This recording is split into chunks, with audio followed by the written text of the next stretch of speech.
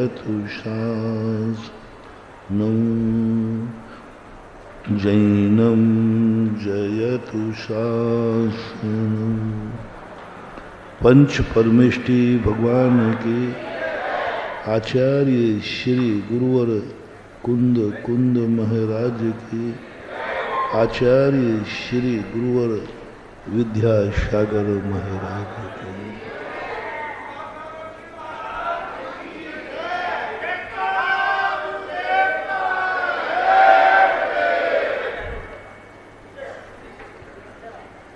कल प्रसंग चला था सहयोग का, भेंट का, दान का। किसी का सहयोग लेने से हमारा पुण्य घटता है, शक्तियां घटती हैं, घाटा होता है। किसी की वस्तु को नियत खराब करने पर हमारा पाप बढ़ता है, अशुभ बढ़ता है।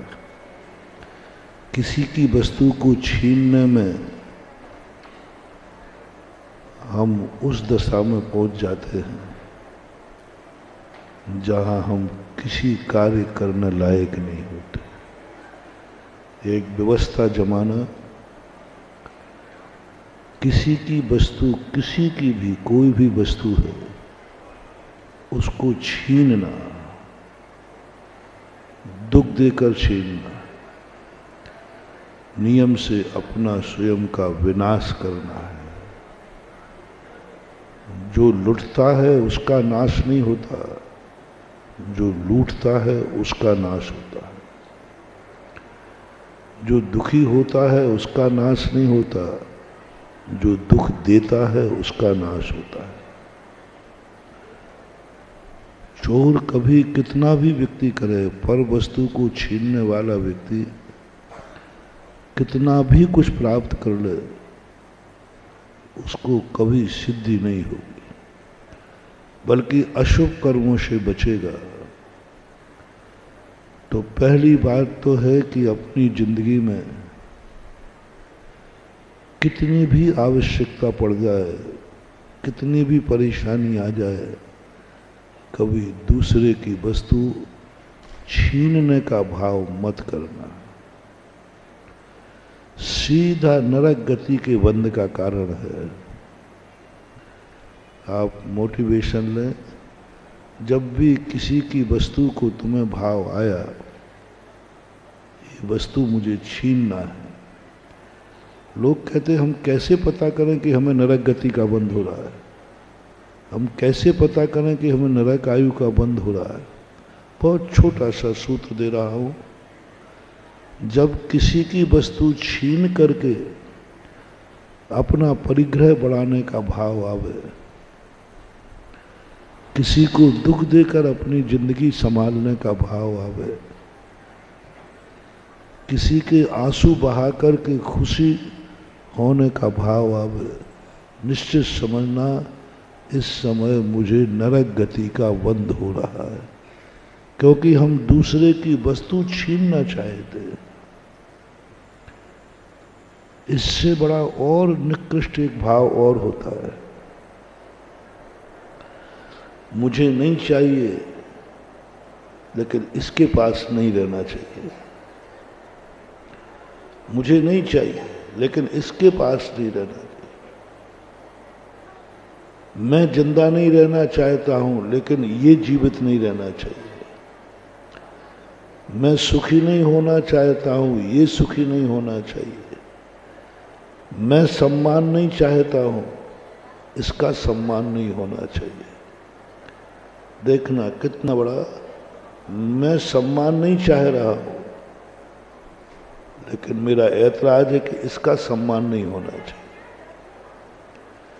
मुझे कोई चीज नहीं चाहिए लेकिन इसके पास ये वस्तु नहीं होना चाहिए। यह नीति सबसे निकृष्टतम निकृष्ट नीति है।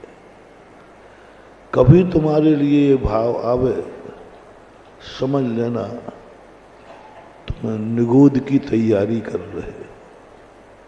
निगोद, यही जीव निगोद जाते हैं, ना स्वयं उपयोग करते हैं ना दूसरे को करने देते। अभी हुआ था ना कुछ वर्षों पहले ईरान इराक में, जब अमेरिका का युद्ध हुआ तो अमेरिका जीत गया। कुएं थे ईरान इराक के पास। उन्होंने कहा कि हमें नहीं तो तुम्हें भी नहीं, 600 तेल के कुएं में आग लगा दी। अरे क्या फर्क पड़ता भाई, जाता तो जनता के काम ही आता ना। मार्शल का यंत्र था, अभी तुम्हारे नाम से जाता था, अमेरिका के नाम से नहीं। मेरे लिए नहीं तो तुम्हारे लिए भी नहीं। ऐसे परिणाम आपके कई बार आते हैं। मुझे कुछ नहीं चाहिए, बस इसके पास ये चीज नहीं रहना चाहिए। कई लोग दूसरे की वस्तु छीन करके फेंक देते हैं, जला देते हैं। वो कहते मुझे चाहिए ही नहीं था, बस उसके पास क्यों है। ये है निगोद पर्याय में जाने का लक्षण। जब भी तुम्हारे मन में ऐसा भाव आवे, तुरंत आज का मोटिवेशन अपनी जिंदगी में ले लेना कि यदि इस समय आयु बंद हुआ तो सीधे निगोद में जाओगे। एक श्वास के 18-10 बार जन्मोगे, मरोगे। ये परिणाम का तो टेक टू ऑर्डर, मेरा आदेश है। महानुभाव, ये परिणाम जिंदगी में कभी मत करना। मेरे लिए नहीं तो उसके लिए भी नहीं। मैं जिंदा नहीं रहूंगा तो तुम्हें भी नहीं रहने दूंगा। मैं नहीं सोऊंगा तो तुम्हें भी नींद नहीं लगेगा। मेरी नींद हराम करोगे तो मैं तुम्हारी भी नींद हराम करूंगा। मैं यदि दुखी हूं तो तुम्हें भी दुखी करूंगा।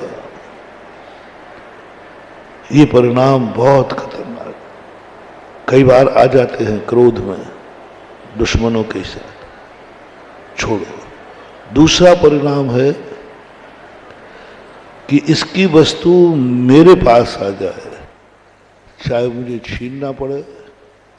जैसे डाकू, आतंकवादी और डाकुओं में अंतर है। पहला वाला कौन है? आतंकवादी।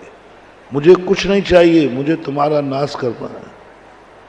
मुझे मरना पड़े मरूंगा, लेकिन तुम्हें मार के रहूंगा। आतंकवादी कुछ लेता नहीं है। आतंकवादी कुछ नहीं चाहिए उसको। उसका तो काम है तुम्हारा विनाश हो, तुम्हारा नाश हो। ये आतंकवादी है। डाकू से ज्यादा पापी है, डाकू से ज्यादा खतरनाक है, डाकू से ज्यादा उसकी कृष्णलेस्या है। और डाकू क्या करता है? वो कहता है इसकी वस्तु मुझे छीनना है, मुझे चाहिए, बस इसके पास नहीं रहना चाहिए। और ऐसा परिणाम जब तुम्हें आ रहा हो छीनने का, वो बर्बाद हो जाए तो हो जाए, मैं सुखी हो जाऊं। जब भी कभी भाव आए, समझ लेना इस समय मुझे नरक गति का आश्रय हो रहा है। नियम बना रहा हूं, क्योंकि तुम्हें दूसरे की वस्तु छीनने का भाव आ रहा है। छीनने का भाव आ रहा है। डाकू कुछ भी दया नहीं करता, उसकी वस्तु छीन लेता है। उसको यही पता नहीं है इसके छीनने के बाद इसको कितना दुख होगा। वो कहता है होवे तो होवे, मरे तो मर जाए। मार डालते हैं अपने सुख के लिए। यदि अपने सुख के लिए यदि किसी को तुम्हें दुख देने का भाव आ रहा हो, किसी की वस्तु अपने पास आ जाए, ऐसा परिणाम नियम से समझना नरक गति का बंद हो रहा है। ये दो सबसे बड़ी चीज है। अब तीसरी बात जो कल चली थी, सहयोग लेने की बात।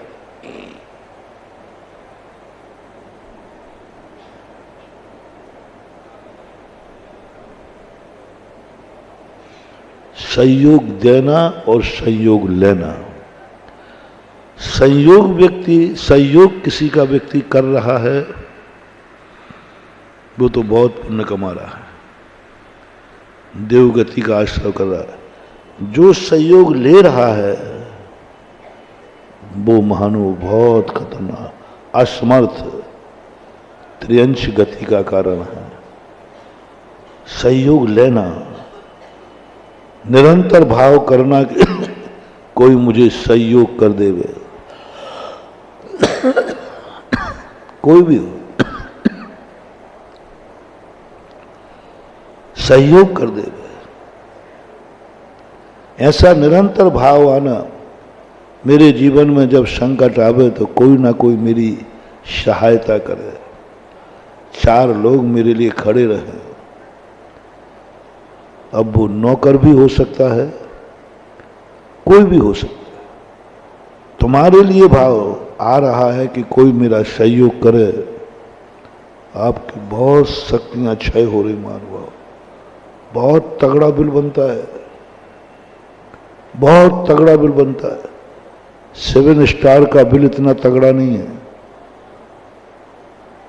हाँ, लोग 7 स्टार में तो रुक जाते हैं।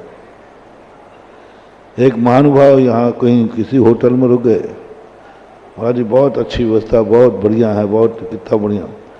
जब जाने लगे तो बिल बना उन्होंने, तो 1000 या 2000 की तो पानी की बोतलें ही बिल में आ गई। वो कहते महाराज जी ये क्या है? मैंने क्या बात हुआ? महाराज 2 दिन में 1000 रुपये का पानी पी गया। मैंने कहाँ रुके थे? बोले फलाने स्थान पे। मैंने कैसा लग रहा है? पहले दिन तो कह रहे थे बड़ा अच्छा लग रहा है।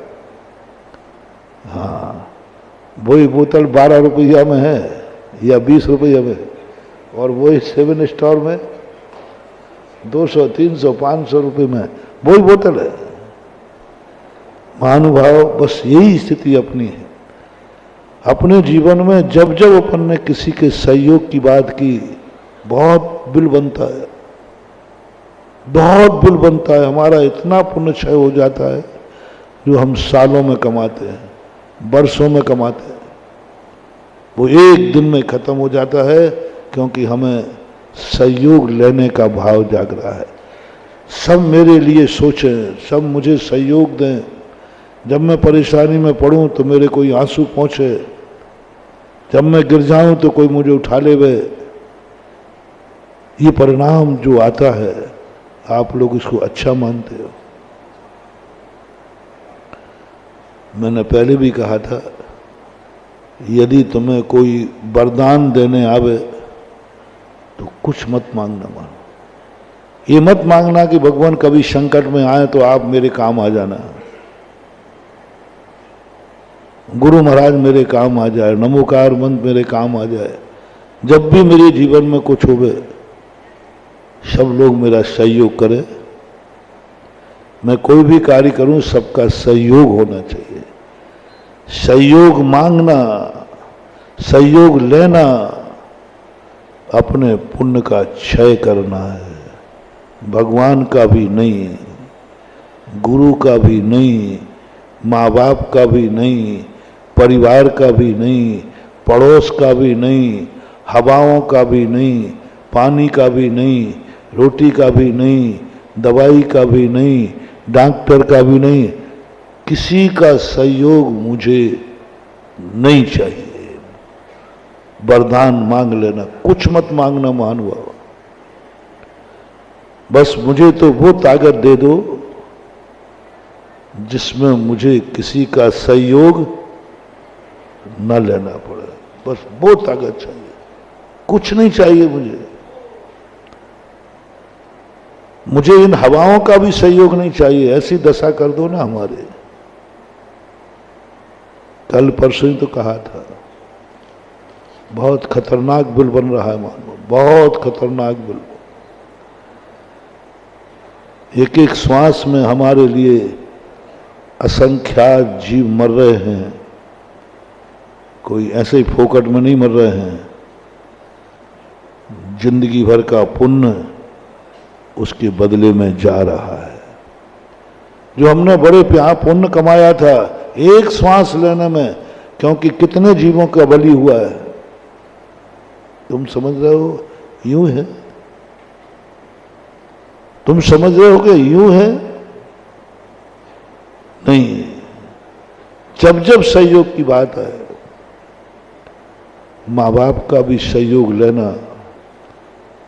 यदि तुम्हें अपने माँ बाप से यदि कभी आशीर्वाद लेने का भाव आए तो एक ही कहना, बस पिताजी एक आशीर्वाद दो, मुझे कभी आपके सहयोग की जरूरत ना पड़े, बस मुझे आपकी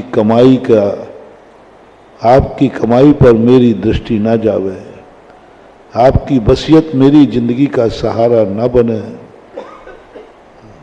आपकी वसीयत, आपका जो कुछ भी है, कभी मुझे उसका सहारा ना लेना पड़े, आपके सामने मुझे कभी हाथ ऐसा ना करना पड़े। मांगना महानुभाव, मांगना। राजा दो प्रकार के होते हैं। एक राजा पिता से राजगद्दी मिलती है, और एक राजगद्दी मिलती नहीं है पिता से, उसके पुण्य से वो राजगद्दी प्राप्त कर लेता है, जैसे चक्रवर्ती होता है। ये पिता से चक्रवर्ती पद नहीं मिलता, अर्धचक्री पद वसीयत में नहीं मिलता, स्वयं मिलता है। क्यों? उन्होंने पूर्व भाव में ये भावना भाई होगी कि मेरी जिंदगी में कभी मुझे अपने माँ बाप का सहयोग न लेना पड़े, किसी का सहयोग। राजा बनोगे। यदि तुमने ये कह दिया कि मुझे संसार में किसी व्यक्ति का सहारा नहीं लेना पड़े, तो राजा बनोगे, समर्थवान बनोगे, सबको सहयोग दोगे, तुम्हारे लिए कोई सहयोग की जरूरत नहीं पड़ेगी, बस तुम्हें किसी का सहयोग नहीं लेना है। किस क्षेत्र में? जिस क्षेत्र में आपकी इच्छा हो। धन की तरफ से हो तो धन का सहयोग नहीं लेना, ये भावना करना, अभी मैं सहयोग दिलाऊंगा तुम्हें। पहला तो फर्स्ट है कि आप गृहस्थ हैं तो धन का सहयोग करो, मुझे संसार में किसी के धन की जरूरत नहीं पड़े, सहयोग न लेना पड़े। बीमारी की अपेक्षा से मेरी जिंदगी में कभी भी मैं ऐसा ना गिर जाऊं तो कोई बात नहीं, लेकिन मैंने उठाने के लिए कोई का सहारा न लेना पड़े, मैं स्वयं उठूं।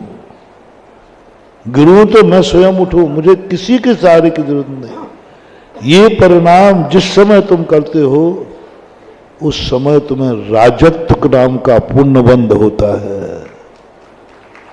राजत्व नाम का, जिस समय तुम ये करते हो कि मुझे किसी की जरूरत नहीं है, मैं गिरूंगा तो स्वयं उठूंगा, मुझे कोई उठाने वाला नहीं मिलेगा, भावना ही नहीं। कभी गिर जाओ तो ये भावना मत करना कोई मुझे उठा लेवे, कोई मुझे सहारा दे देवे, नहीं। पहली ताकत लगाओ, भगवान मैं खुद उठ रहा हूं, मुझे किसी के सहारे की जरूरत नहीं। उस समय तुम्हें वज्र सम नाराज संघनन का बंद हो रहा है, शक्ति का बंद हो रहा है। धन में कर लिया तो राजा का बंद हो रहा है, और किसी कार्य में कर लिया, मान लीजिए भोजन में कर लिया, किसी भी क्षेत्र में आपने कर लिया, उस संबंधी तुम सर्वोच्च ऊंचाई पर पहुंचोगे। अब आइए माता पिता का, हमें माता पिता का भी सहयोग नहीं लेना पड़ेगा। पिताजी आशीर्वाद दो, मुझे तुम्हारी कमाई का उपभोग न करना पड़े, मुझे नहीं चाहिए। पिताजी हमें नहीं चाहिए कि आप मेरी दुकान पे आके बैठें, आप मेरे लिए बहुत बैठ चुके हैं, अब मुझे दुकान पर भी पिता का सहयोग नहीं चाहिए। धन दौलत तो चाहिए ही नहीं। जैसे ही आप ये नियम करोगे कि भगवान मुझे किसी का, माता पिता का कोई सहयोग अब नहीं चाहिए, बहुत ले लिया मैंने अज्ञानता में, उसी समय तुम्हें चक्रवर्ती पद का बंध हो रहा है। पिता की संपत्ति भी नहीं, पिता का भी सहयोग नहीं, नाराजगी से नहीं तो तुम गुस्से में ये पड़ी तुम्हारी संपत्ति, मुझे नहीं, नाराजगी से नहीं, पैर छूकर प्रेम से, पिताजी दो ना आशीर्वाद। तो फिर मैंने ये संपत्ति जोड़ी है तेरे लिए तो जोड़ी है। बोले पिताजी ये तो आपकी महानता है। पिताजी को मना नहीं कर रहा हूं कि बेटे के लिए संपत्ति मत जोड़ना, बेटे को संपत्ति मत देना, बेटे को वसीयत मत देना, मैं अभी पिताजी से नहीं बोल रहा हूं।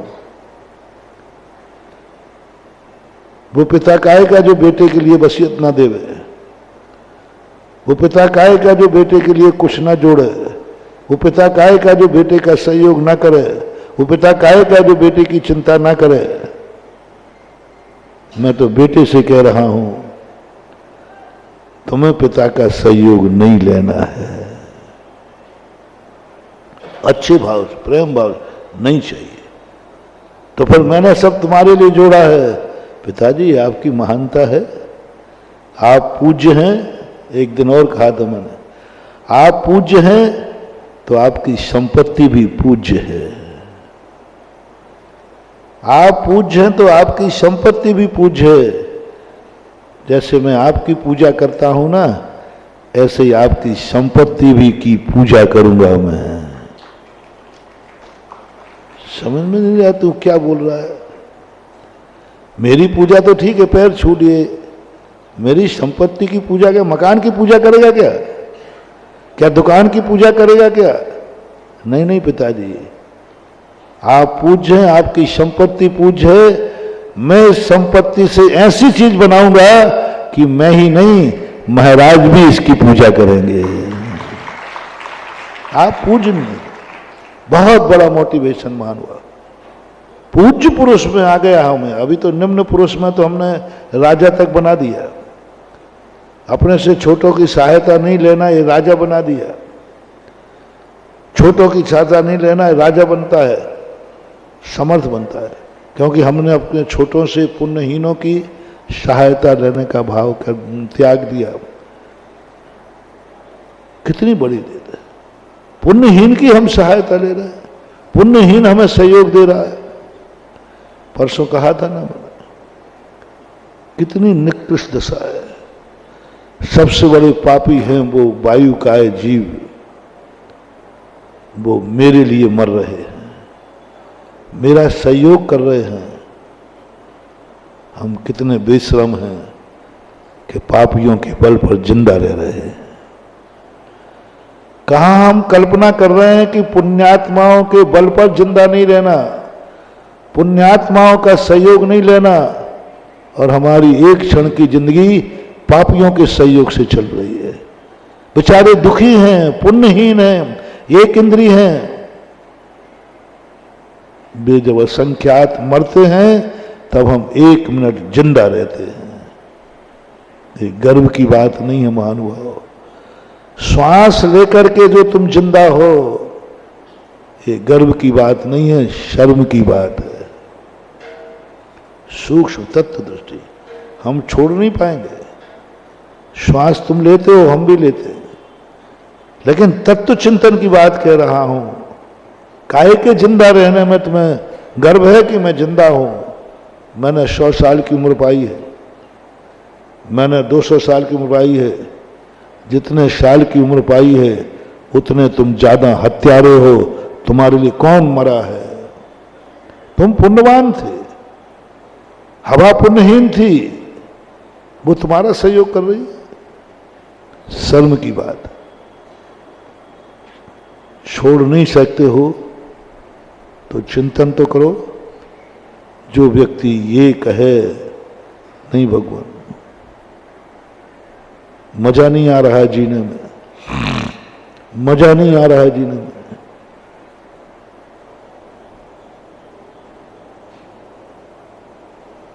मुनि महाराज को तुम कितना निर्मल मानते हो, चलते फिरते सिद्धों सा मानते हो कि चलते फिरते सिद्ध हैं, हमारे भगवान हैं, परमेष्टि हैं, परमेष्टि परम ज्योति आदि आदि कहते हो। लेकिन ध्यान रखना, ये तुम्हारी भक्ति है। और हम लोग क्या मानते अपने आप को, तुम क्या मानते हो और हम क्या मानते। सुनना, तुम लोगों की तो माया विचित्र है, तुम तो पता नहीं क्या क्या मान लेते हो। जो मैं नहीं हूं वो भी मान लेते हो। मैं सिद्ध नहीं हूं, फिर भी तुम कहते हो चलते फिरते। मैं भगवान नहीं हूं तो भगवान कहते हो। तुम बहुत चमचागिरी बहुत करते बेटा, ध्यान रखना, बहुत चमचागिरी करते हो। मैं मना नहीं करूंगा, क्योंकि तुम्हारे कार्य की सिद्धि इसी चमचागिरी से होना है और किसी से नहीं होना। महानुभाव, मैंने सोचा, पहले मैंने सोचा था मैं तुमसे चमचागिरी करना छुड़ाऊंगा। तुम जो मुनिराज जो है सीधा मुनि महाराज बोलो ना, चलते फिरते सिर्फ झूठ क्यों बोलते हो, प्रतिदिन झूठ बोलते हो भगवान के सामने मंदिरों में। मैंने कहा हम ऐसे प्रवचन देंगे कि ये सब ये चनों के झाड़ पर चढ़ाना, चमचागिरी करना, क्या बोलते बटरंगबाजी मियां मिट्ठू, ये बंद कराऊंगा। फिर मैं तुरंत सोचता हूं, सोचा तो आगम से कहा इतनी बड़ी गलती मत कर देना, इनकी जिंदगी बर्बाद मत कर देना। हाँ, मैंने एक बार गिरनार का प्रसंग उठाया था ना, कि एक व्यक्ति 4 व्यक्तियों के कंधे पर वंदना करने जा रहे थे। मैं लौट रहा था, थक गया था, बहुत थक गया, थक ही जाते उसको तो। और वो 4 व्यक्ति उसको उठाए थे। तो मैंने कही भाई इससे अच्छा तो तू वंदना नहीं करता, दुनिया तो मरने के बाद 4 के कंधे पे जाती है, तू तो। मैंने उसको डांट रहा था। डोली वालों ने मेरे हाथ, महाराज जी हमने आपका क्या बिगाड़ा जो आप अपने भक्त को ऐसा कह रहे। मैंने कि भैया मुझे तो तेरों पे दया आ रही है, तुम लोगों पे दया आ रही। बोले महाराज दया नहीं, ये तो बहुत बड़ा दुश्मनी है, ये दया नहीं है महाराज आपकी, ये अभिशाप है, ये वरदान नहीं है। आप तो ये बोलो कि आपका कोई भी भक्त आए वो डोली से ही यात्रा करे। मैंने कि भाई हम खाली हाथ चढ़े तो थक गए, आप इनको ले गए। बोले महाराज नहीं, आप जो मना कर रहे हो हम गरीबों के पेट में लात मार रहे हो, हमारे बाल बच्चे भूखे मर जाएंगे। जब भी कोई डोली करता है हम लोग नाराज नहीं होते, खुश होते। अरे मैंने कही भैया ये तो गलत हो गया, मैं तो अच्छे के लिए कर रहा था, ये तो बेचारे दुखी हो जाएंगे। उन्होंने 5 मिनट मुझे रोक के समझाया। बोलो महाराज जब कोई डोली करता है ना तो हम लोग, तुम लोग जैसे बड़ी मुनाफा होती ना, तब घर का आज डोली मिल गई, डोली वाला आ गया, पूरे घर में जश्न हो जाता है। और जिस दिन डोली वाला नहीं मिलता है, कोई नहीं करता है, सारा घर उदासीन हो जाता है। आपको कोई भी विकल्प करने की जरूरत नहीं है। फिर मैंने दूसरे दिन देखा डोली नहीं कर रहा है तो लोग डोली वाले पीछे पड़ते 100 सीढ़ी तक, कर लो सेठ जी बाद में पछताओगे, कर लो। अरे मैंने कही इनके तो आज ही। फिर मैंने अब आजकल मैं डोली से वंदना करने की मना नहीं करता, जब भी मना करता हूं तो वो दिख जाते मुझे डोली वाले, तुरंत दिख जाते, वो गिरनार का सीन याद आ जाता है। ऐसे ही आप लोगों के ऊपर मैंने तो अच्छे के लिए सोचा कि भाई ये लोग पूजा में झूठ बोलते हैं, बड़ा चढ़ा के बोलते हैं, मुनि महाराजों को चलते फिरते सिद्ध बोलते हैं, पता नहीं कितना पुल बांधते हैं, ये झूठ है। जब वो है ही नहीं सिद्ध क्यों बोल रहे हो।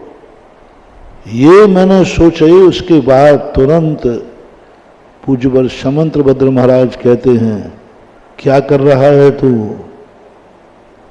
यही इनकी कमाई है, इसी में इनका पुण्यबंध होता है।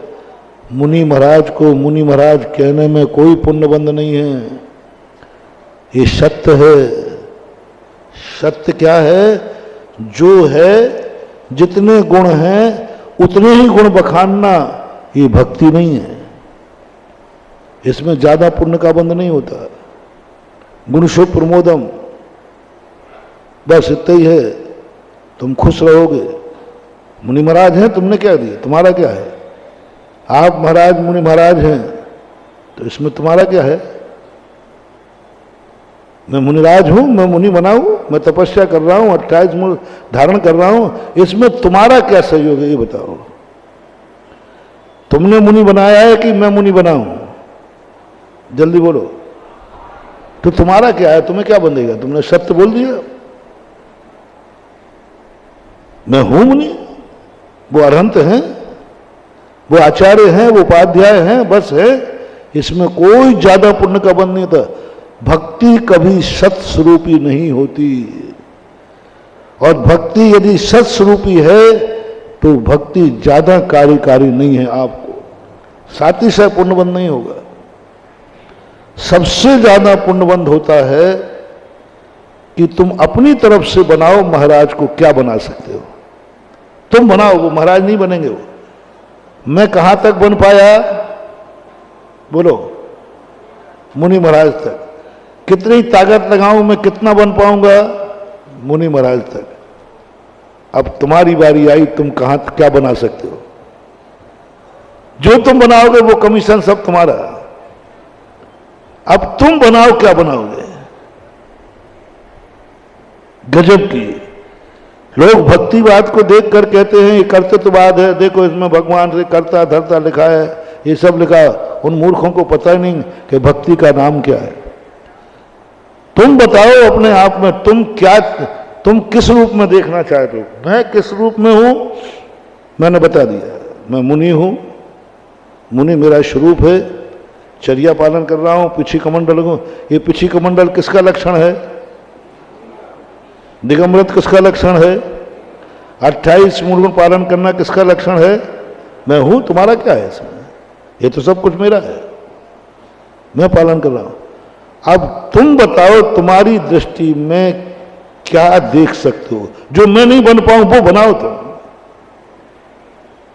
जो मैं बन नहीं सकूं, कितनी प्रयास करूं, मैं नहीं बन पाऊंगा।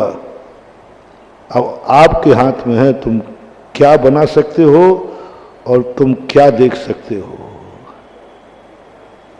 मैं अपने आप को शुद्ध रूप नहीं देख सकता। मैं जीवन में शुद्ध भगवान नहीं बन सकता,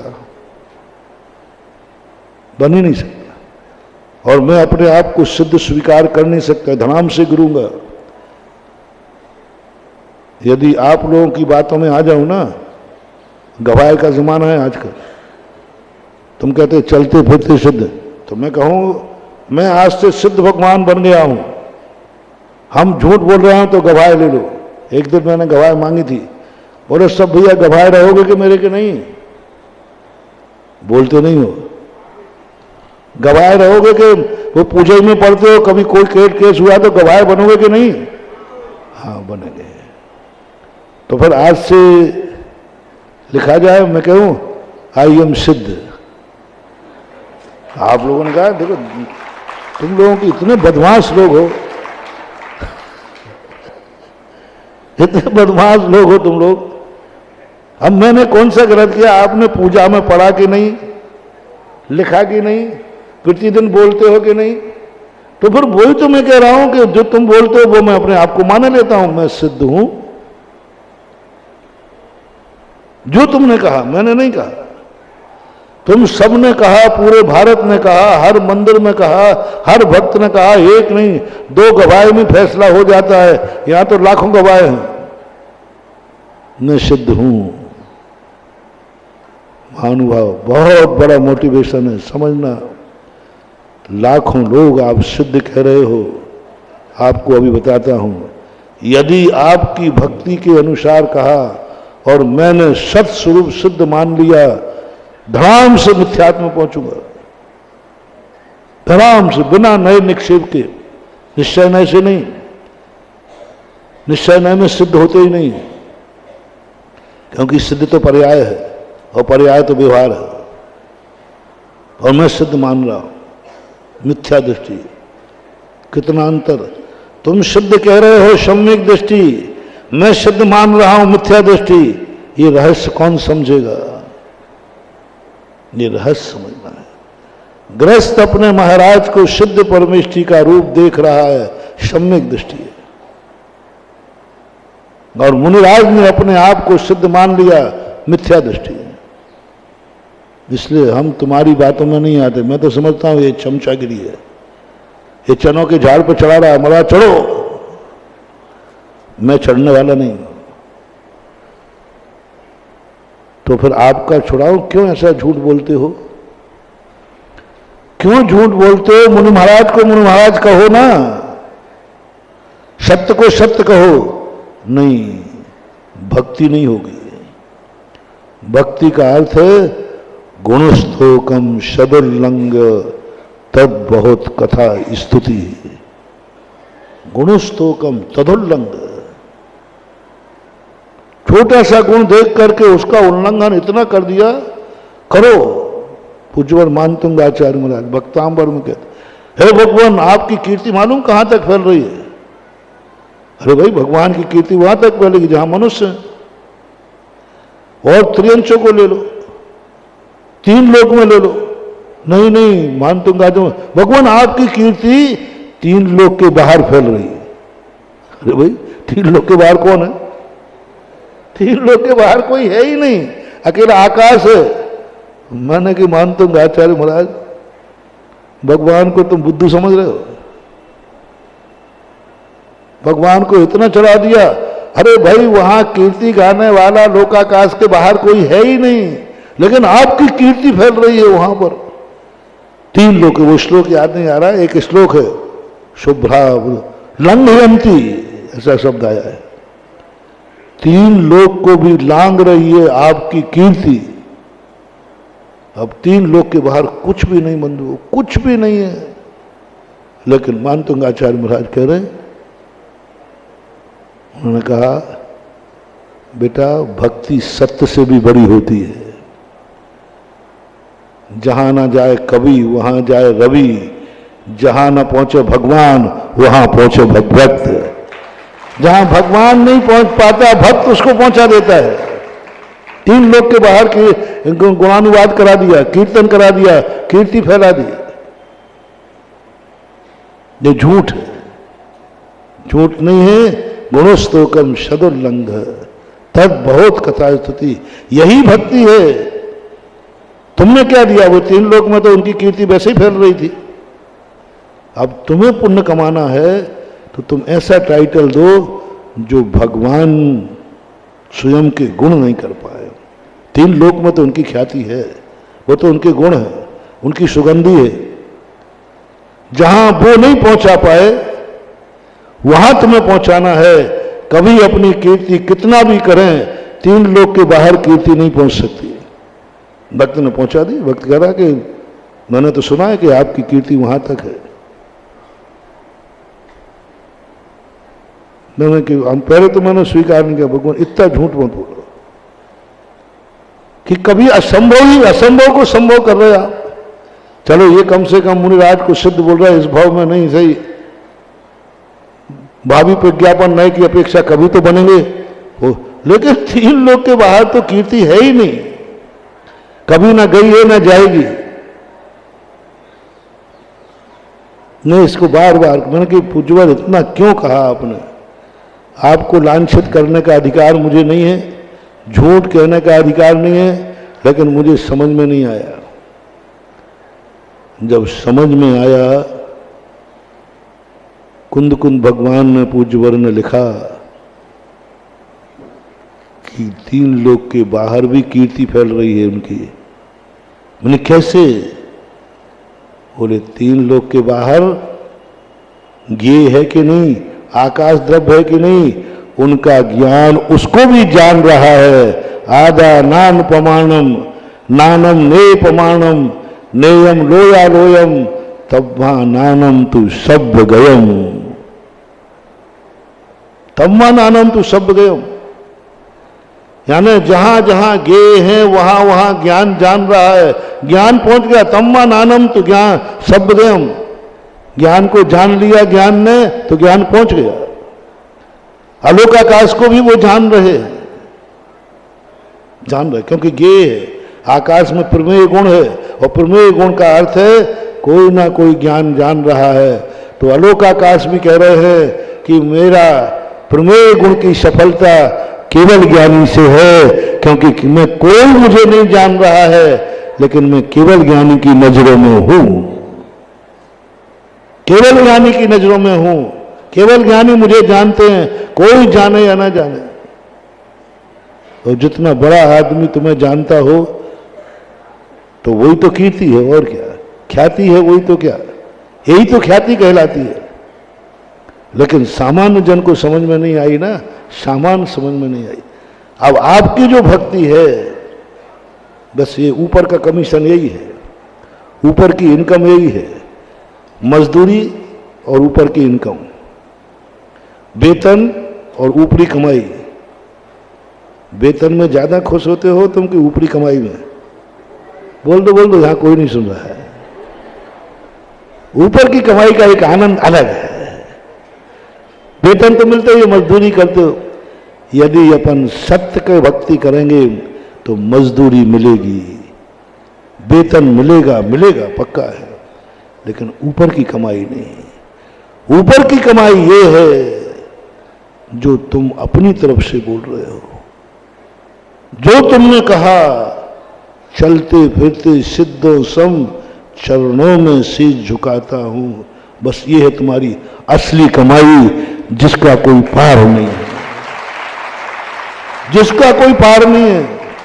हरनाथ भगवान की स्तुति, गजब की स्तुति की पूजवर ने, समंत बंद महाराज ने बोले, भगवान आप क्या हो, मुझे क्या, वही यदि मैं कहूंगा तो मजदूरी मिल जाएगी, लेकिन मुझे तो असीम कमाई चाहिए। मुझे असीम कमाई जब ही मिलेगी जो आप में गुण नहीं है, उन गुण को भी हम बड़ा चढ़ा के बोलेंगे। गुण तो कम, तिल को तार बना के बोलने का नाम भक्ति है। छोटे से गुण को बहुत गुण बना करके बोलना भक्ति है। छोटे से कोई अच्छा काम किया और मानो कर लिया कि सारी जन्नत के काम कर दिए। सब कुछ आपको ही नहीं किया, सब कुछ थोड़ा सा हुआ और कहते सब कुछ आपसे हुआ। ये है भक्ति। भक्ति कभी सत्य रूप नहीं होती, और जितनी भक्ति सत्य के ऊपर है वही तुम्हारी असली कमाई है। जब मुझे समझ में आया फिर मैंने नहीं रोका। जैसे वो डोली वाले को नहीं रोकता हूं ना, अब आपको भी नहीं रोकता हूं, लेकिन अपने आप को रोकता हूं। तुम्हें रोकूंगा नहीं, और तुम जो जो मेरी जयकार बोलोगे, जो जो शब्द बोलोगे, जो जो टाइटल दोगे, पक्का समझना मैं उसको स्वीकार नहीं करूंगा। हमारा स्वीकार नहीं करने में कल्याण है, और तुम्हारा बड़ा चढ़ा करके बोलने में भी बेड़ा पार है। ये अपनी अपनी सीमा, अपनी अपनी सीमाएं हम स्वीकार नहीं कर सकते। तुम्हारा काम है चौके में कितना सामान बनाना, कितना बनाना बोलो? एक रोटी, दो रोटी, एक आइटम, दो आइटम, कितने बनाना? महाराज जितने बर्तन हैं, जितना समय उतना, इसी में तुम्हारा पुण्य है। तुम्हें मालूम है कि महाराज नहीं लेते, तुम्हें मालूम है कि महाराज कितना लेते हैं, तुम भी ले या नहीं ले, मैं बनाऊंगा तो सही, शायद आज ले लिया। हाँ, कई बार ऐसा हो जाता है, 2-4 दिन कोई आइटम नहीं लो तो फिर सब चौकों में हल्ला हो जाता है, महाराज ये चीज नहीं लेते। और 1-आध महीना नहीं लिया तो फिर तो हल्ला हो ही गया, और फिर सब चौके वाले कहते हैं कि नहीं महाराज तो लेंगे ही नहीं। 1 महीने से देख रहा हूं, अब महाराज ने तो कहा नहीं था कि मेरा महीने भर का त्याग था। अब कोई भक्त होगा, वो कोई जो ओरिजिनल भक्त होगा, जो भक्ति जानता होगा, अरे भाई नहीं लेते हैं तो पक्का 1 महीने से नहीं ले रहे, लेकिन क्या पता, आज ले ले में क्या पता, आज ले ले में क्या पता, आज ले लेवे। वो जो बना रहा है क्या पता आज ले लेवे। पूरा भोजन का देने का पुण्य एक तरफ रख लीजिए जो महाराज लेते हैं, और जो महाराज नहीं लेते हैं वो तुम्हारे मन में आया बनाओ, क्या पता आज ले लेवे। वो पुण्य है तुम्हारी जिंदगी भर की कमाई। जो लेते हैं वो बना दिया, उसमें मजदूरी मिल रहा है। सुन रहे हो ना? पहले से महाराज पूछ लो, भैया महाराज काका लेते तो आप वो बना लेते हो, मजदूरी मिलेगी। तुमने वो आइटम बनाया जो नहीं लेते हो। क्या क्यों बनाया? क्या पता? बस जो तुमने क्या पता करके बनाया, ये है भक्ति, ये है अलोल वृत्ति, ये है अलोल वृत्ति। जितना खाते हैं उतना बनाना अलोल वृत्ति नहीं है। ये है नहीं क्या पता आज ले ले। मैं उस दिन नहीं लिया तो अब दूसरे दिन अरे क्या पता कल नहीं लिया आज ले ले। मैं वैष्णव दर्शन में एक बहुत अच्छी कहानी आई है। भक्ति यह नहीं है कि भगवान तुम्हारे दरवाजे आ गए। भक्ति यह नहीं है कि तुम्हारे चौके में महाराज का आहार हो गया। कई लोग महाराज आ जाते, जल्दी आ जाते, जल्दी आ जाते, उसकी परीक्षा नहीं हुई कि भक्ति उसने की है कि नहीं। कई लोग तो दबाव दे देते हैं, कहलवा देते हैं, स्वयं कह देते हैं, मजा नहीं। मोह में आ गए, राग में आ गए, कहने में आ गए, दबाव में आ गए, प्रभाव में आ गए। आपके कहने पर महाराज आ गए, उनको दया आ गई, महाराज जी अब आज जा रहा हूं, आखिरी चौका है।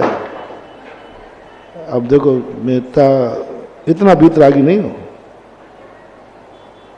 थोड़ा रागा बेचारा पता नहीं कहां से आया है, कितना समय निकाल के आया, आज जा रहा है, चलो चले चलते हैं, आ जाऊंगा मैं। लेकिन दान का अतिशय नहीं होगा, क्योंकि तुमने कहा है और महाराज राग भाव से आए हैं, वीतराग भाव से, दया भाव से आए हैं, पुण्य भाव से नहीं आए, दया भाव से आए, दया भाव से आए। भोजन हो जाएगा, आहार हो जाएगा, उस दिन के पुण्य में आश्चर्य नहीं होगा, पंचाश्चर्य नहीं होंगे, अतिशयकारी पुण्य बंद नहीं होगा, पुण्य बंद होगा, पुण्य बंद होगा। इसी प्रकार आपको जो बनाए आपने वो बना लिए। अब पुण्य बंद किसमें देखो, वो जो कहानी बता रहा था, ना जाने रामचंद्र जी कितनों के दरवाजे गए, अनायास पहुंचे वनवास के समय, लेकिन किसी की चर्चा नहीं है, मात्र शबरी की चर्चा है। जैन दर्शन में कथन नहीं है, वैष्णव दर्शन में शबरी 3000 वर्ष तक, 3000 वर्ष तक प्रतिदिन फूल बिछाती, प्रतिदिन फूल बिछाती। बच्चे आके कहते माँ जी क्या कर रहे? बोले आज मेरे राम जी आएंगे। प्रतिदिन फूल उदासीनता से नहीं बिछाती, अब इतने दिन से नहीं आए अब क्या आएंगे, क्या कह के दादी आज तो पक्का आएंगे, पक्का आज तो आएंगे बेटा, देखना आज आएंगे। शाम को सब बच्चे पहुंच गए, बोले माँ जी आए ही नहीं। बोले बेटा बड़े आदमी है ना, मैं अकेली थोड़ी भक्तन हूं, अरे रास्ते में बहुत भक्त पड़ते इसलिए नहीं आए, कल देख पक्का, कल तो पक्का ही। प्रतिदिन के फूल ऐसे चुनती, प्रतिदिन के बेल ऐसे तोड़ के रखती जैसे पक्का पता चल गया हो रामचंद्र जी के यहां से सूचना आ गई हो शबरी में आ रहा हूं, शबरी में आ रहा हूं, फलानी तारीख को फलाने दिन में आ जाऊंगा।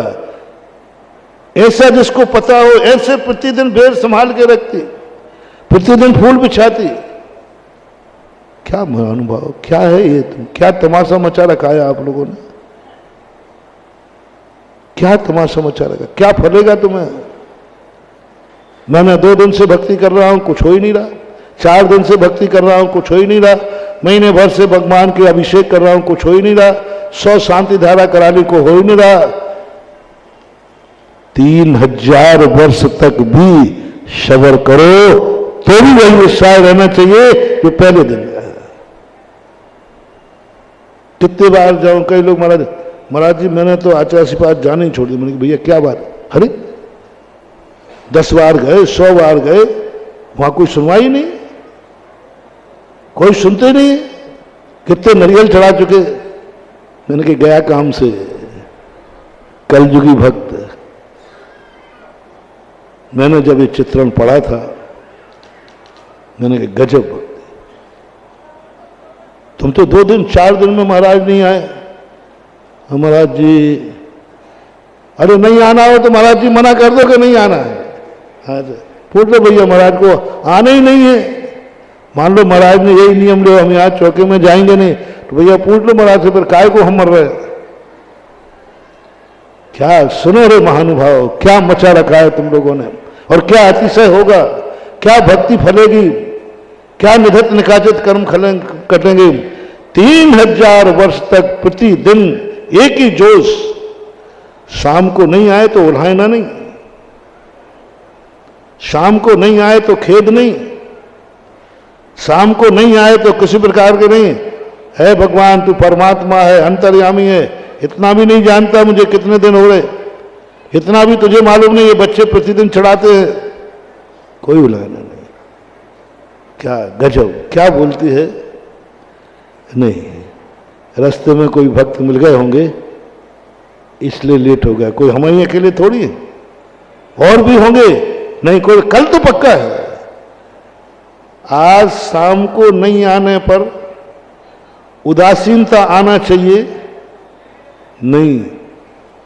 देखना, मोटिवेशन, पॉजिटिव थिंकिंग, पॉजिटिव ही नहीं पावर थिंकिंग।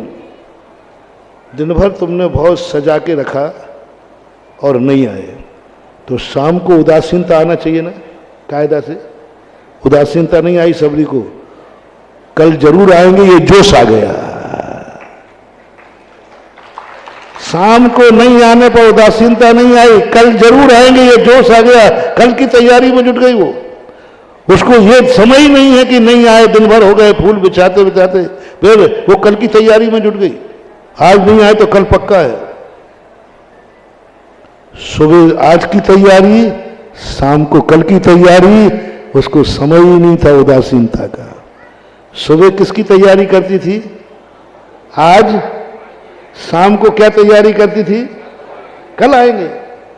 जोश देखो क्या, 3000 वर्ष तक। सोचो कभी ऐसा हो तो क्या हो, सोचो, आप लोग सोचो क्या होगा। ये है भक्ति। वो जो उसका इंतजार था, फूल बिछाने में पुण्य नहीं है, भगवान को बुलाने का पुण्य नहीं है उतना जाना, ये तो सामान्य है, सब चाहते, कौन नहीं बुलाना चाहता भगवान को। लेकिन भगवान को बुलाने के लिए जो उत्साह है, कल जरूर आएंगे, कल जरूर आएंगे। सुबह उठ के कहती है आज जरूर आएंगे, बस ये है पुण्य, ये है पुण्य। उसके मन में एक बार भी भाव नहीं आया 1000 साल हो गए, 1000 नहीं, 1000 दिन के बाद भी कहती है कल आएंगे।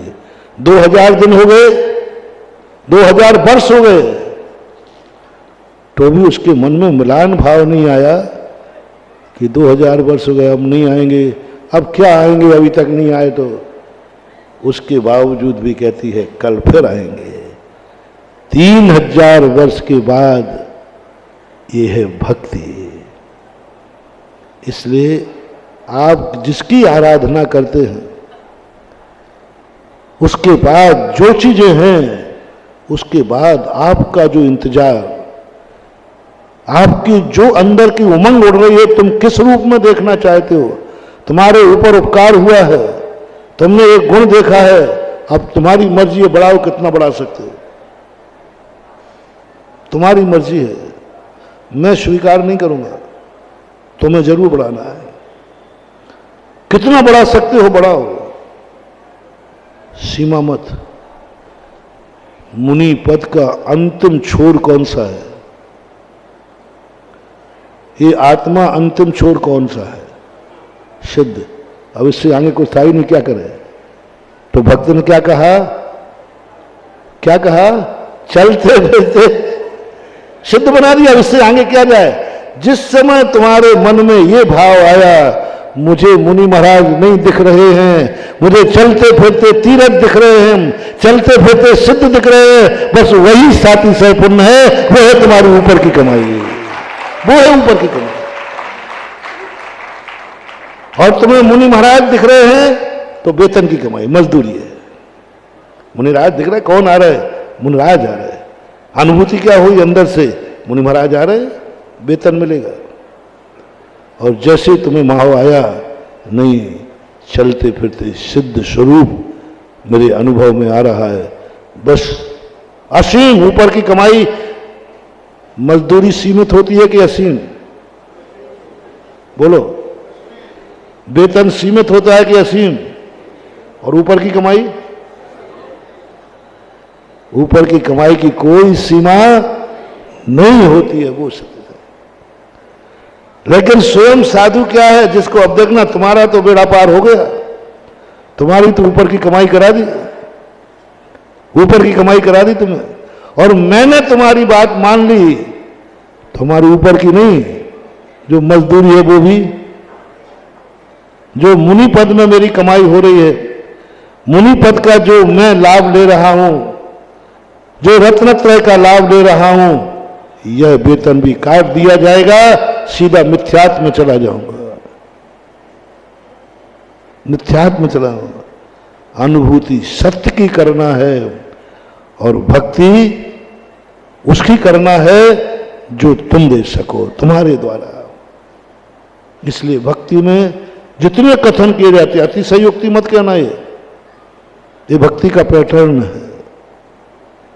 इसलिए आप लोगों को अपने से जो पूज्य पुरुष हैं, महापुरुष हैं, उनकी तो बात दूर रही, सबसे पहले तो आपको ये देखना है, परसों के प्रवचन की जो बात कह रहा था, खेद मनाओ अपनी जिंदगी का।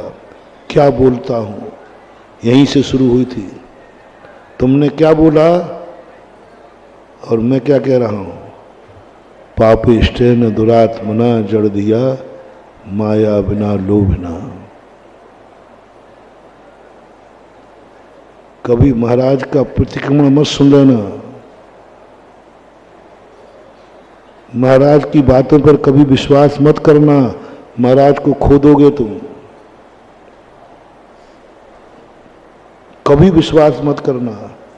महाराज जी भी कहें कि नहीं मैं सिद्ध नहीं हूं, मैं तो मुनि व्रत में नहीं हूं, तो लेकिन मैं ऐसा नहीं हूं जैसा तुम लोग कहते हो, निर्मल है गंगा समीर, मैं तो पापी दुष्टि मायावी हूं। मान मत लेना, मात मन लेना। सच्चे आदमी का यही गुण है कि गुणवान होकर के भी अपने आप को गुणवान नहीं मानता है, यही गुणवान का लक्षण है। हीरा मुख से ना कहे लाख हमारो, कभी गलती मत कर लेना। जैसे ही तुमने प्रशंसा की और सामने कहा भैया क्या बात है, मैं ऐसा नहीं हूं, मैं तो बहुत छोटा आदमी हूं, मेरे में ऐसे गुण नहीं है, और मुनिराज का प्रतिक्रमण मत सुन लेना। तुमने तो क्या मजा रखा है, हमने हमारे महाराज, बोलो तुम्हारे महाराज कैसे है? पापी हैं? बोलो तुम्हारे महाराज तुम्हारे गुरु कैसे हैं? बोलो रे जैनियों, तुम्हारे पापी हैं? जोर से बोलो ना। 5 पाप करते हैं, दुष्टि हैं, मायावी हैं, लोभी हैं, पक्का के कच्चा। और ये बात महाराज खुद अपने आप में स्वीकार कर ले में तो लाख गवाह कहें, लेकिन अपराधी स्वयं कहे कि मैंने ये अपराध किया है, तो अदालत क्या करेगी? तुम सब कह रहे हो कि नहीं ऐसा अपराध नहीं किया, नहीं किया, नहीं किया, और अपराधी स्वयं कहता है मैंने किया है, तो अदालत क्या करेगी? बोलो जल्दी बोलो। अदालत कहेगी जब सब भली मना कर रहे हो, लेकिन ये हमारे साथ हुआ एक बार, मतलब अपने जैनियों में हुआ 18वीं शताब्दी में, जब यहां पर अंग्रेजों का राज्य था। अमरचंद दीवान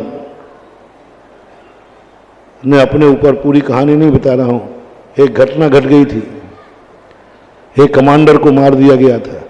तो अंग्रेजों ने कहा पूरे मोदी चौकड़े खाने को गोलियों से भून दो।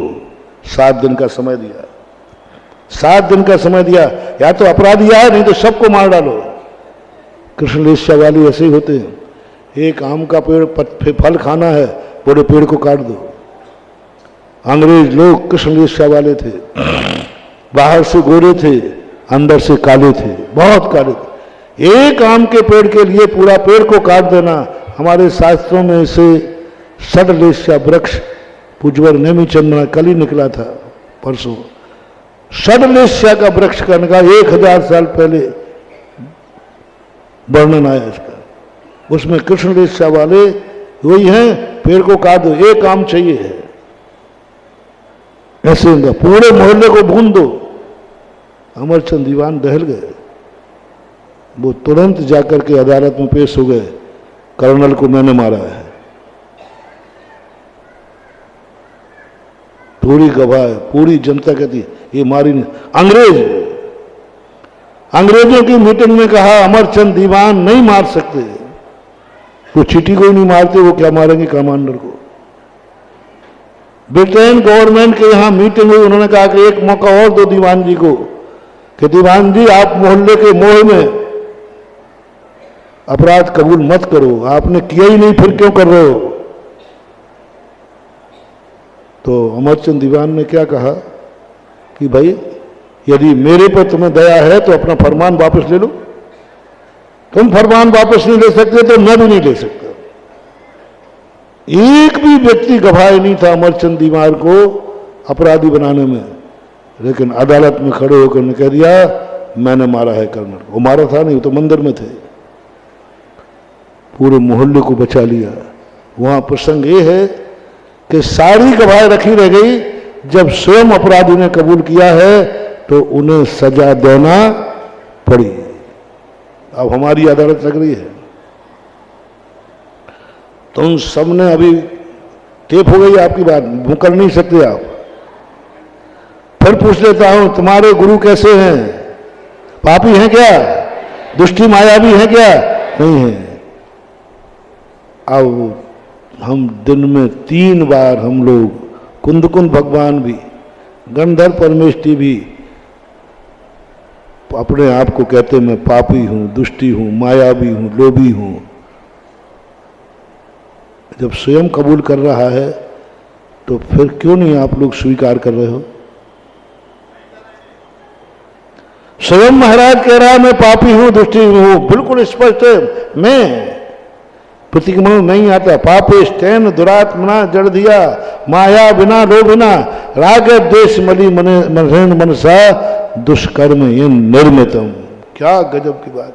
ये पंक्तियां पढ़ करके अब बोलो, अब मैं आपसे पूछता हूं, आपके महाराज ने, आपके साधु महाराज ने अपने मुंह से स्वीकार किया, अब आप मान लोगे? मान लोगे? नहीं मानोगे, मानना भी नहीं। साधु को खो दोगे, साधु को खो दोगे, घृणा से भर जाओगे। कुछ बातों में साधु, संसार में सबसे ज्यादा यदि कोई झूठ बोलता है तो उसका नाम है दिगंबर जैन मुनि। विश्वास मत करना, सबसे ज्यादा झूठ बोलता है। और उससे जब बहस करो तो उसी झूठ को सत्य सिद्ध कर देता है, सत्य सिद्ध कर देता है।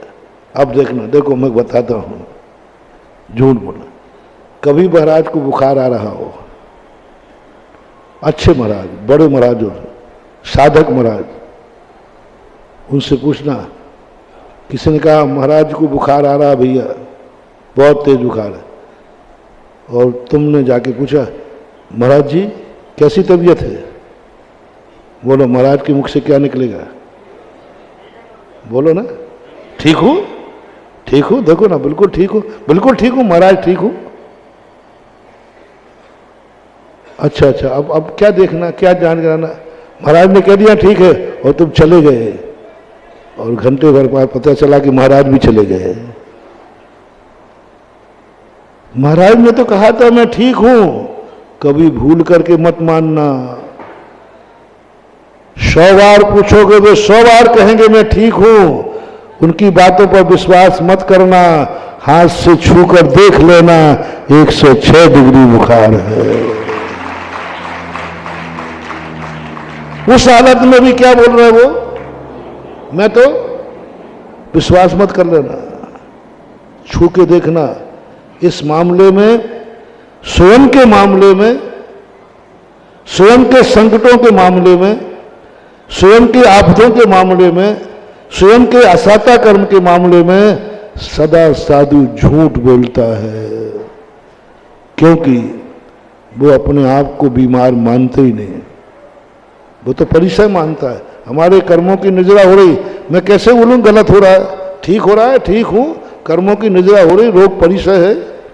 अब लोग सिद्ध कर दिया उन्होंने, महाराज फिर आप झूठ क्यों बोले? बोले मैं ठीक बोला, ठीक हो रहा है, रोग परिचय है, निर्जरा चल रही है, मैं तो ठीक हूं, शरीर बीमार है। लोग झूठ को सत्य सिद्ध कर दिया कि नहीं? मैं तो चैतन्य स्वरूपी हूं, शरीर बीमार है, शरीर को बुखार है, मेरा तो, मैं तो ठीक हूं। इन बातों में तुम्हें नहीं आना है। महाराज कितने भी कहें मैं पापी हूं, दुष्टी मायावी हूं, तुम्हें इन बातों में नहीं आना है।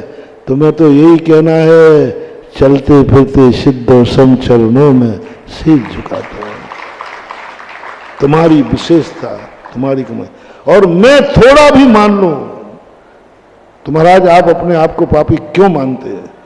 क्यों कहलवाया महावीर स्वामी ने? क्यों कहलवाया महावीर स्वामी ने? वही तो कहानी सुना रहा हूं।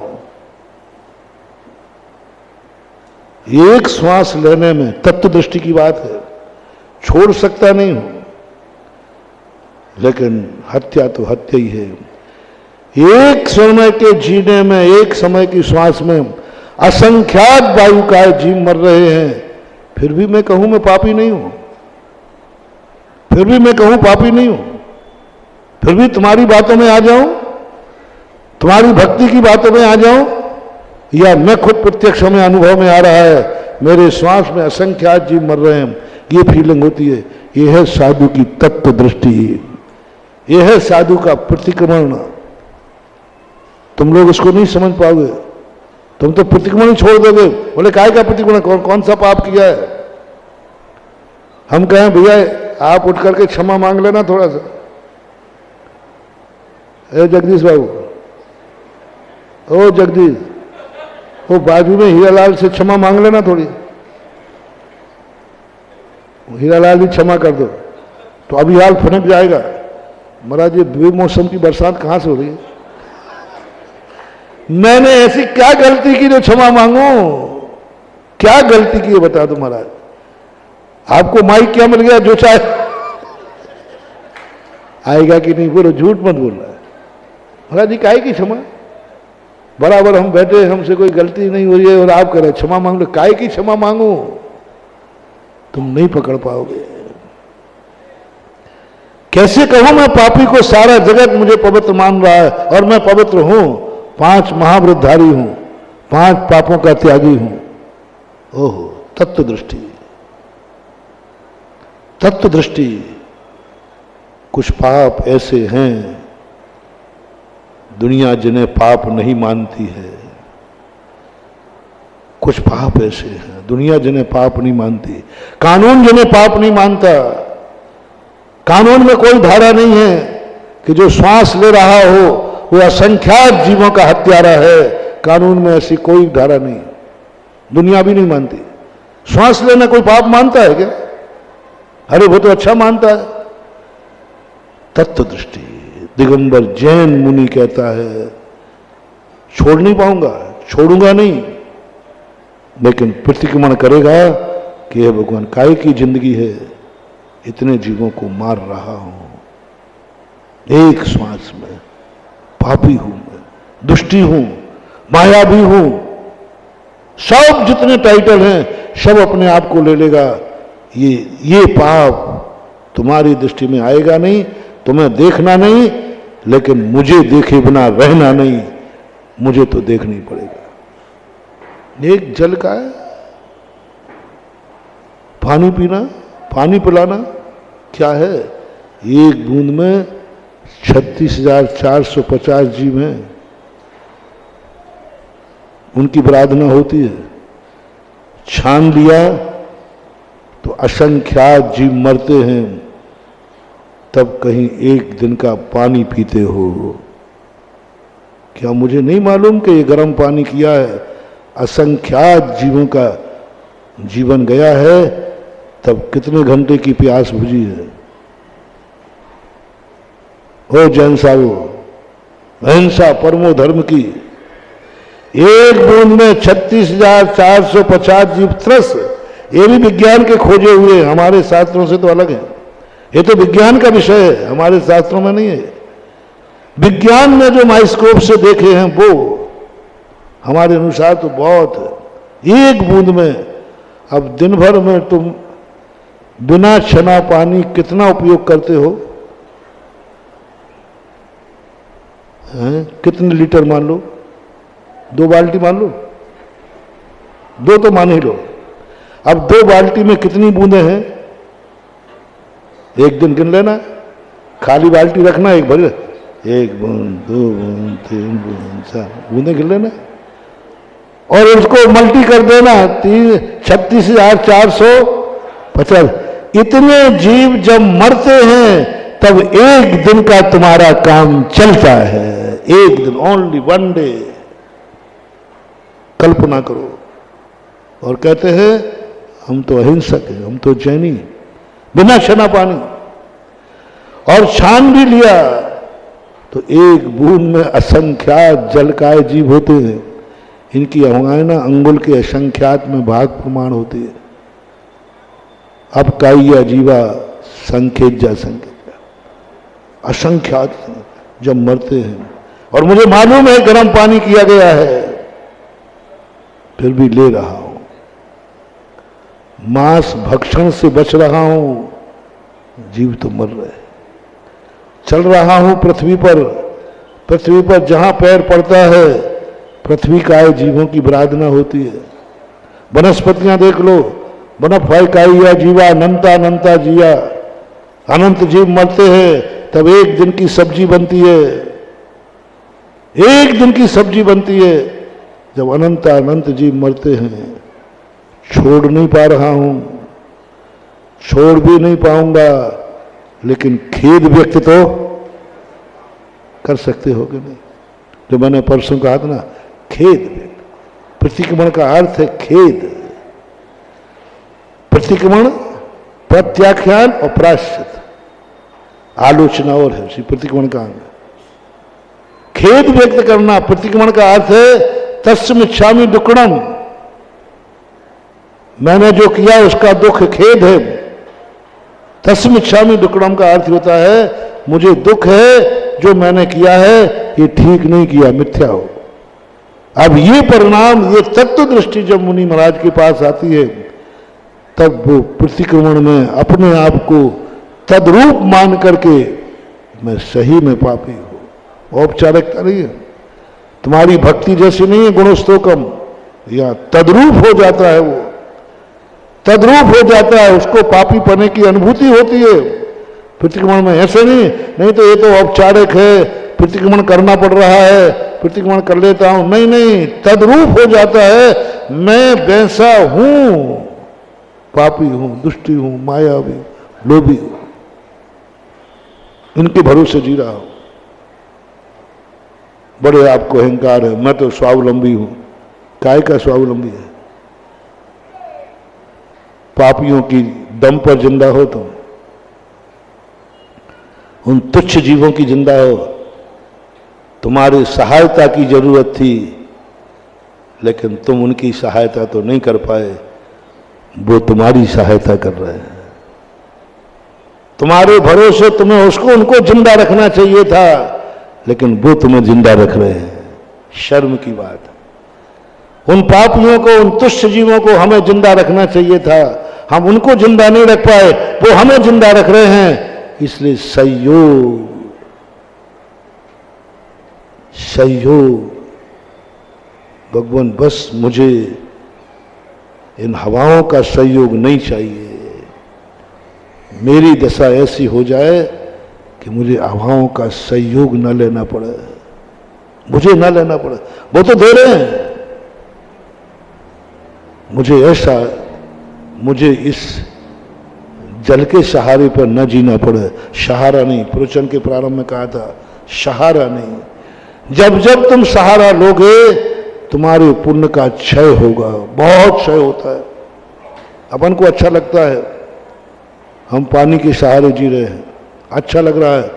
बंधु, बहुत पुण्य क्षय हो रहा है, बहुत पुण्य क्षय हो रहा है। इसलिए भावना भाव के, हे भगवान मुझे ऐसी दशा प्राप्त। वरदान की बात कही थी, यदि तुम्हें वरदान मिले तो एक ही वरदान लेना, मुझे किसी के सहारे की जरूरत नहीं पड़े, यहां तक कि हवाओं की भी नहीं, पानी की भी नहीं। पानी के सहारे में जिंदा रहूं, ये खेद है। इस सहारे से मुक्ति चाहिए। पृथ्वी के सहारे नहीं, पृथ्वी का सहारा मिला है नहीं, मैं बिना पृथ्वी के सहारे के जीना चाहता हूं। पृथ्वी का सहारा जब जब हम लेते हैं, जब जब हम पृथ्वी पर बैठते हैं, पैर रखते हैं, महानुभाव, बहुत पुण्य का क्षय होता है, बहुत पुण्य का क्षय होता है। असंख्यात जीव मरते हैं। पृथ्वी का सहारा नहीं चाहिए, वनस्पति का सहारा नहीं चाहिए, अग्नि का सहारा नहीं चाहिए। देखो तो सही, अग्नि जलाते, प्रकाश चाहिए, हमें चाहिए नहीं। सूरज का भी सहारा नहीं, चंद्रमा का भी सहारा नहीं, भगवान आपका भी सहारा नहीं। संकल्प करना है, अपनी जिंदगी का एक संकल्प करना है। एक मंत्र दे रहा हूं, 24 घंटे में एक मंत्र दे रहा हूं, बस मुझे किसी का सहारा ना लेना पड़े। ये साधना करो, ये तपस्या करो, तपस्या करो। देखो कैसी शक्ति जागती। क्यों बनना चाहते हो आप सिद्ध भगवान? क्यों बनना चाहते हो सिद्ध भगवान? क्योंकि वे बिना श्वास के जिंदा रहते हैं, वे बिना जल के जिंदा रहते हैं, वे बिना रोटियों के जिंदा रहते हैं, वे बिना पृथ्वी के जिंदा रहते। पृथ्वी का सहारा नहीं लेते सिद्ध भगवान। वो सिद्ध शिला है ना, उसका सहारा नहीं लेते, सहारा है ही नहीं उनको। वनस्पति आदि का तो सवाल ही नहीं, प्रकाश की तो जरूरत ही नहीं उन्हें, कोई सहारा नहीं लेते। और सबसे बड़ा सुख वही है जो किसी का सहारा नहीं लेता है। और संसार में सबसे दुखी वही है जो हर चीज में सहारे पर जी रहा है। दुख की सुख की डेफिनेशन बनाओ। सबसे बड़ा सुखी कौन है? जो किसी का सहारा नहीं ले रहा है। सबसे बड़ा दुखी कौन है? जिसको हर कार्य में सहारा मिल रहा है। हर कार्य में सहारा चाहिए। बताओ, अपनी जिंदगी देखो, कौन सी जिंदगी का कौन सा क्षण है जो बिना सहारे के जी रहा हूं? क्या है ये? एक क्षण भी बिना सहारे के नहीं जिंदा रह रहा हूं। कोई ना कोई सहारा दे रहा हूं। कर्म सहारा दे रहा है, किस्मत सहारा दे रही है, कोई ना कोई तो सहारा दे ही रहा है। एक भी, मैं भी नहीं, तुम भी नहीं। 12वें गुण स्थान तक कोई व्यक्ति बिना सहारे के जिंदा नहीं रहता। यही खेद है, यही शर्मस्ता है, यही पाप है।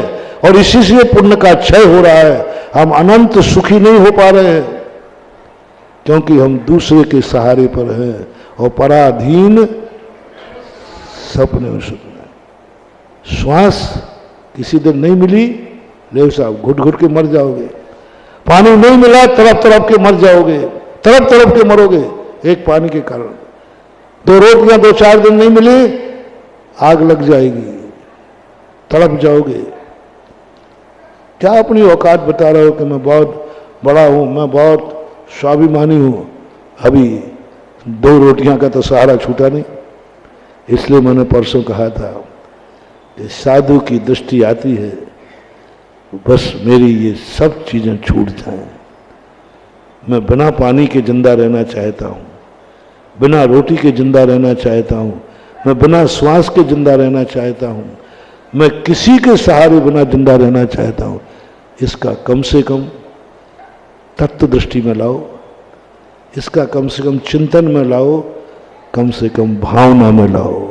भावना करो, कम से कम इतनी भावना करो। हम नहीं चाहेंगे, जो मिलेगा वो हम बाद में बात करेंगे। हम नहीं चाहेंगे, हम परिणाम नहीं करेंगे। हमारे मन में भाव नहीं आएगा कि मुझे पिता की संपत्ति मिल जाए, पिता मुझे चाहने लग जाए, पिता का सहारा मुझे मिल जाए। नहीं, पूज्य की संपत्ति पूज्य में ही लगाना। समय आपका हो रहा है। सबसे बड़ी बात ये, तुम थोड़ा सा एक दिन करना, देखना आपको अंदर से ऐसा विल पावर जागेगा, आपका एक स्वाभिमान जागेगा, आपकी शक्तियां जागेगी। आप चिंतन भर करना, छोड़ने मोड़ने की बात नहीं कह रहा हूं, छोड़ भी नहीं पाओगे और छोड़ने का मना भी किया है। जिन जिन चीजों का मैंने कहा है, हम श्वास को रोक नहीं सकते, आत्महत्या का पाप लगेगा। हम पानी का त्याग नहीं कर सकते, आत्महत्या का पाप लगेगा। हम रोटी का त्याग नहीं कर सकते, करना भी चाहे आत्महत्या का पाप लगेगा। ऐसा बुरी तरह संसार में जीव फंसा है, और जब ज्ञान हो जाए तो और बुरी तरह फंसता है। एक और पाप नजर आ रहा है और एक और छोड़ने की मनाही कर दी है, नहीं छोड़ना, उठो, हार के लिए उठो। तो इसमें पाप हो रहा है, मालूम है, उठो। ना इधर छोड़ने दे रहे हैं और ना उधर पाप से मुक्ति मिल पा रही। पाप तो होगा, तो छोड़ने दो ना। नहीं छोड़ सकते हो, तुम्हारी शक्ति नहीं है, तुम्हारी समर्थ नहीं है। श्वास को रोकना आत्महत्या है। मैंने श्वास को रोक दिया जिससे कि जीव नहीं मरेंगे, आत्महत्या है, आत्महत्या। सन 1981 की एक घटना है। एक शुल्लक जी थे, वो आहार को नहीं उठे। आचार्य ने कहा, क्यों आहार को नहीं उठे? पूछा गया, नहीं नहीं, मैं आहार को नहीं जाऊंगा। एक चिड़िया कीड़ों को पकड़ पकड़ के लाती थी, अपने बच्चों को खिलाती थी। उन्होंने देख लिया, उनको अरे कितने कीड़े खिला दिए इसने। वे उस घोंसले के सामने बैठ गए, और वो जितनी देर हम बैठे रहेंगे ये अपने आप कीड़े लाएगी नहीं। और मैं हार को गया तो पता नहीं कितने कीड़े खिला रहे, महाराज वहीं बैठ गए। कहते ना, हम नहीं आ रहे हैं क्योंकि ये चिड़िया को बचा रहे हैं। आचार्य सिंह को यहां बुलाओ। तुम कीड़े को बचा रहे हो और उन बच्चों का क्या? वो बच्चे मर रहे, वे मर जाएंगे। तो फिर महाराज हम आंखों देंगे, तुमने खिला रहे हो क्या?